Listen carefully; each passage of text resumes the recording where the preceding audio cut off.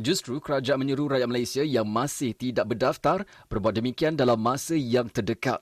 Wisma Putra mengenal pasti 10,484 rakyat Malaysia yang terkandas serta berpotensi untuk terkandas di luar negara.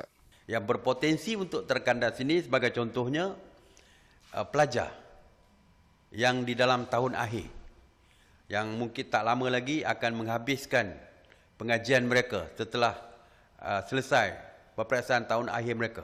Jadi mereka tidak perlu berada di luar negara lagi. Dan mereka perlu pulang. Mungkin kontrak rumah mereka, rumah sewa mereka telah pun akan tamat pada tarikh sekian-sekian.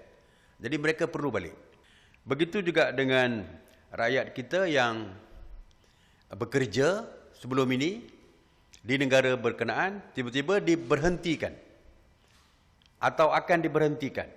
Mereka ini juga boleh dianggap sebagai sekarang ini berpotensi untuk terkandas, tetapi bila diberhentikan kerja, maka mereka akan menjadi rakyat kita yang terkandas. Katanya kerajaan sedang berusaha untuk memudah cara kepulangan rakyat Malaysia yang terkandas, namun terdapat beberapa kekangan peraturan negara-negara asing termasuk larangan pesawat asing untuk mendarat di luar negara. Kerajaan juga meminta Wisma Putra untuk berbincang dengan rakan sejawatnya bagi mencari jalan penyelesaian selain meneliti perancangan serta kos yang terlibat bagi proses repatriasi rakyat Malaysia. Dalam itu, mesyuarat khas menteri-menteri mengenai pelaksanaan PKP pada Isnin juga mencadangkan supaya tabung COVID-19 di bawah Agensi Pengurusan Bencana Negara NADMA diperluaskan lagi bagi membantu dalam usaha membawa pulang rakyat Malaysia yang terkandas.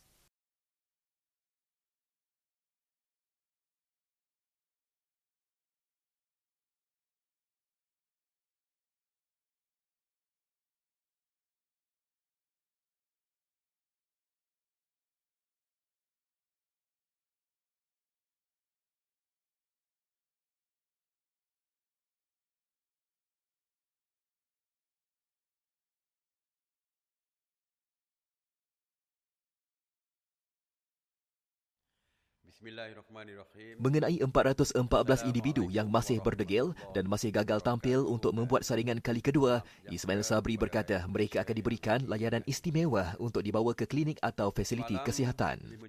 Selepas saya mengumumkan minta supaya mereka tampil untuk membuat saringan kedua pada hari 13 daripada 1,400, hari berikutnya tinggal 600 lebih, dan hari ini saya difahamkan hanya 414 yang masih tinggal, sama ada mereka berdegil ataupun tidak tahu tentang SOP tersebut. Kalau 414 ni masih lagi belum tampil, insya-Allah pihak polis akan datang ke rumah mereka untuk membantu mereka untuk pergi ke klinik-klinik kesihatan dan sebagainya.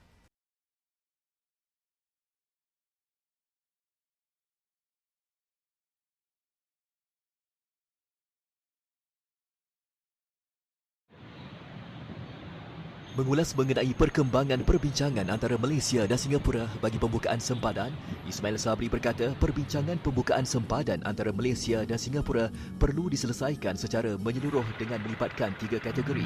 Kategori terbabit ialah komuniti perniagaan, rakyat Malaysia yang bekerja dan tinggal di Republik itu melebihi 3 bulan dan 250,000 rakyat Malaysia berulang alik ke Singapura.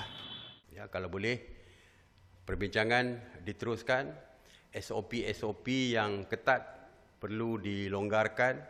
Kalau dulu kita bersetuju untuk melonggarkan SOP, rakyat Malaysia yang membawa barangan, pemandu lori yang membawa sayur, ikan, daging ke Singapura tak perlu melakukan secara swab test, hanya dengan temperature screening saja.